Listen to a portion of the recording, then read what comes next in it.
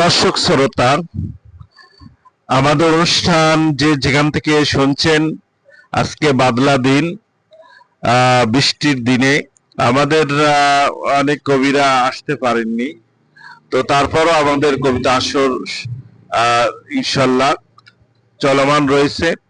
তো আমাদের মাঝে উপস্থিত হয়েছেন আলহাজ সারোয়ার খান ডিগ্রি কলেজের সহকারী অধ্যাপক, আমাদের সকলের শ্রদ্ধাভাজন ব্যক্তিত্ব জনাব গোলাম কিবরিয়া স্যার।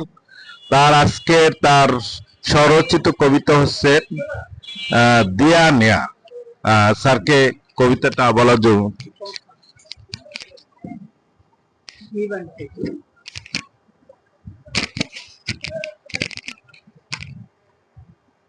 বিসমিল্লাহির রহমানির রহিম। আসসালামু আলাইকুম ওয়া রাহমাতুল্লাহি ওয়া বারাকাতুহু। দূরে কিংবা কাছে বসে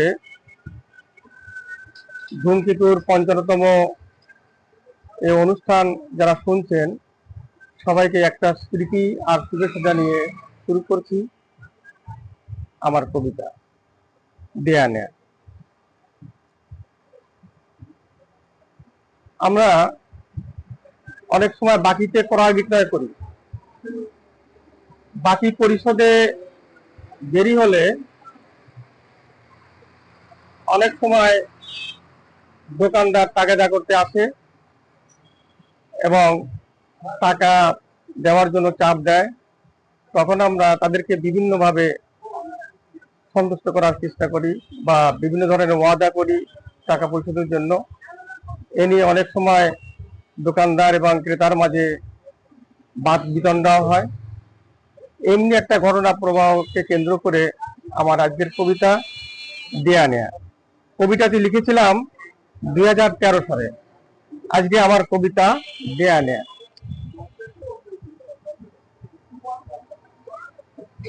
পাওনাদার যখন বাড়িতে এসে তার পাওয়া টাকা চাইতে আসলো, তখন দেনাদারের যে বক্তব্য সেটাই আমি প্রথমে বলছি। আজ দেব দেব, কাল দেব দেব, না হয় পরশু দেব ভাই। আমি দেব দেব, তুমি পাবে পাবে, নিরাশ হবে না তাই। দুদিন পরে পাওনাদার এসে বলছে দেনাদারকে, আজ গেল গেল, কালো গত হলো, পরশু যেন পাই। শুধু মিছে মিছে ঘুরি পিছে পিছে, এমনটি হবে না ভাই। ধন্যবাদ সবাইকে। ধন্যবাদ স্যারকে। চমৎকার কবিতাটাও আমাদের খুবই ভালো লাগছে দেয়া নিয়ে। তো ছোট কবিতা হলো, এর মধ্যে তাৎপর্য অনেক রয়েছে। আমি স্যারকে আমাদের ধূমকেতু সাংস্কৃতিক একাডেমির পক্ষ থেকে আর একবার ধন্যবাদ।